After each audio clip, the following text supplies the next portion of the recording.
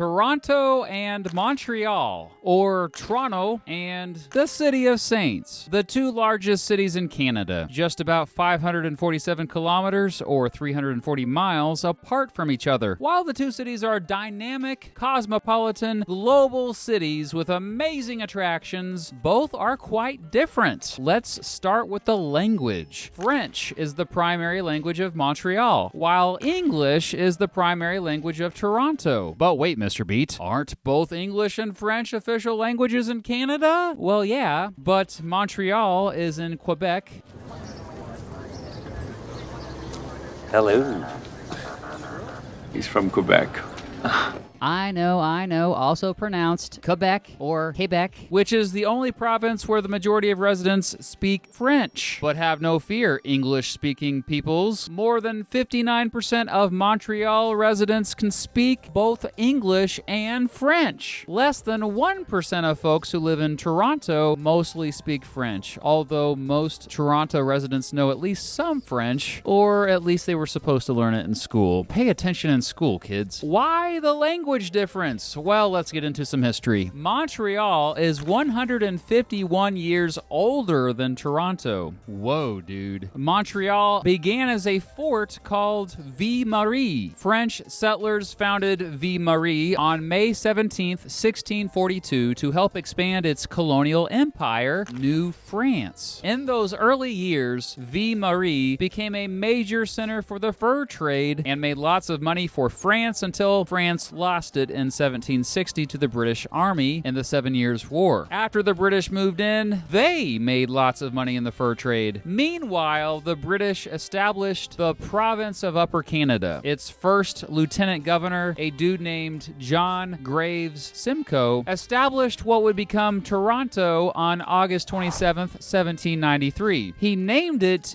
York to kiss King George's butt, since the Duke of York was King George's son. It was meant to be a temporary capital of Upper Canada, but folks liked it so much it ended up becoming the permanent capital. During the War of 1812, American troops attacked the fort which protected York, called Fort York, of course. In fact, the Americans attacked it twice, taking it over in April 1813 and pillaging and burning parts of the city to the ground. Hey, speaking of which, my Canadian friend Tristan from Step Back History, who just so happens to live in Toronto, made a video about the War of 1812 from the Canadian perspective. Be sure to go check it out when you're done watching this one. Anyway, the Americans capturing what would become Toronto in the War of 1812 really wasn't that big of a deal because the real prize would have been Montreal. By this time, Montreal was quickly becoming one of the most important cities in all of North America. It really started to grow, however, after the opening of the Lachine Canal in 1825, and after it was briefly the capital of the United Province of Canada. York residents decided to become all official in 1834, renaming their city to Toronto. Toronto's first mayor, William Lyon Mackenzie, led a rebellion in 1837, but Upper Canada forces put that down pretty quickly, and Mackenzie and others fled to, you guessed it, the United States. For the rest of the 1800s, both Montreal and Toronto grew steadily. It helped that they both annexed surrounding communities. In fact, one reason why Montreal became a predominantly French-speaking city is because of these annexations. Still, throughout that time, Montreal dominated over Toronto in every category. In 1901, Montreal had around 326,000 people, and Toronto just had around 238,000. However, after World War II, Toronto caught up and surpassed Montreal in population, becoming the new economic capital of Canada. Since then, both cities have steadily grown, both competing to dominate the culture of Eastern Canada, although the two coexist quite well with Toronto's Anglophone focus and Montreal's Francophone focus. Don't get me wrong, many in both cities talk trash about the other. Today, the Toronto metropolitan area has around 5.9 million people. Montreal's metro area has around 4.1 million. Montreal has a lower population density than Toronto, Toronto. Toronto has 3 international airports. Montreal has 2. While both cities rank among the top for best big cities in the world to drive in, that doesn't mean they don't have traffic. Montreal's traffic is a little worse though, mostly due to the fact that it's on an island and roads often get congested on bridges. So how about transit? Both have pretty solid public transit, although Toronto has a better system according to at least one ranking. But if you asked Torontonians about it, I'm sure they'd have lots to complain about. Montreal has several public transit providers. 2 of the biggest are the Montreal Transit Corporation and Montreal Metro. Toronto has the Toronto Transit Commission, which has a huge network.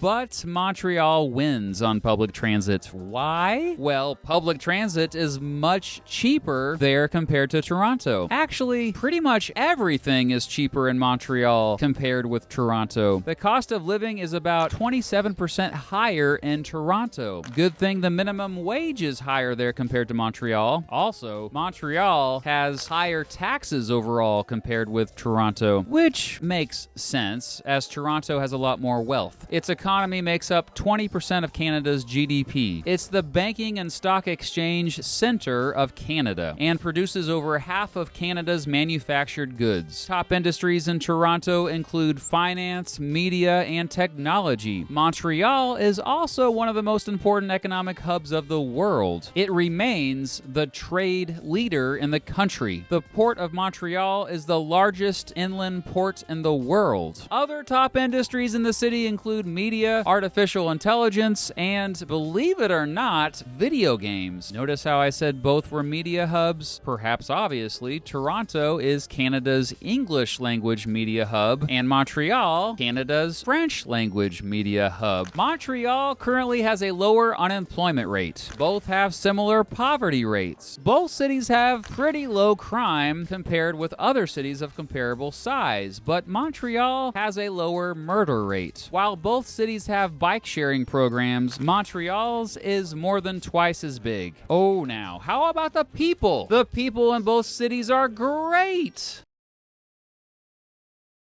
Oh, you want more than that. Well, the average age is about the same in both cities. Montreal's huge student population surprisingly doesn't bring it down more. Both cities are multicultural hubs filled with immigrants from all over. However, Toronto has a lot more. 46.1% of Toronto residents were born in another country, compared with 23.4% of Montreal residents. Roman Catholics make up the largest religious group in both cities. Toronto gets a little warmer in the summer, and Montreal gets a little colder in the winter. Don't get me wrong, both cities have long, brutal winters with lots of snow, but Montreal definitely gets a bit more of that. Montreal gets quite a bit more precipitation than Toronto, and yeah, less sunny days. As I said earlier, Montreal is on a freaking island. The island of Montreal, as a matter of fact. There are more people living on that island than any other island surrounded by fresh water in the world. The island is surrounded by the majestic St. Lawrence River to the south and the Rivière des Prairies to the north, a delta channel of the Ottawa River. Fun fact, Montreal used to have a river it dumped sewage in called the St. Paris River. It was so bad that for safety's sake, Montreal residents buried it. Toronto has the Humber and Don rivers, but who cares about rivers when it has a giant lake, baby? That's right. It sits right on Lake Ontario. But while Toronto has one of the Great Lakes, it doesn't have mountains nearby to escape to like Montreal does. But why escape? Both cities are fairly clean and have less pollution than most cities of their size. How about professional sports teams? Well, Montreal has the Canadiens for hockey, the Alouettes for Canadian football, and Impact for soccer. Toronto has you straight up beat for a number of professional sports teams, with the Maple Leafs for hockey, Argonauts for Canadian football, and Toronto FC for soccer, plus the Raptors, who play in the NBA, and Blue Jays, who play in the MLB. I know, Montreal used to have the Expos. The Leafs and Habs are pretty big rivals in the NHL, by the way. Excuse my pronunciations here, but major attractions in Montreal include Mont Royal, Parc Jean Drapeau, Notre Dame Basilica of Montreal, and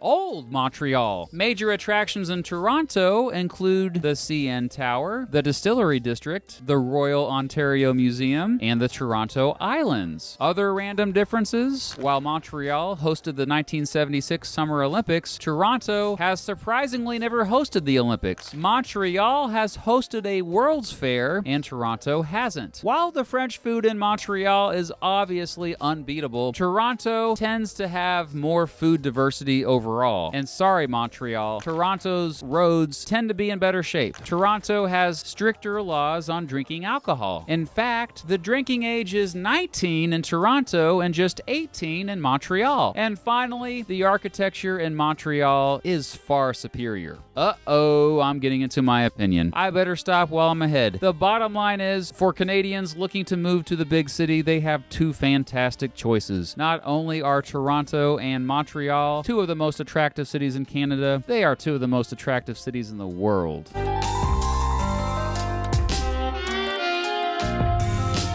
A shout out to the 4 Canadians who helped me with this script, with this video. I had 4 different Canadians look it over, check out all of their channels. I posted the links to their channels in the description below, and of course check out Tristan's video about the War of 1812, where he also looks at Canadian nationalism. So what do you think? Which city is better? Montreal or Toronto? Let me know in the comments below. Feel free to keep it civil. Thanks for watching.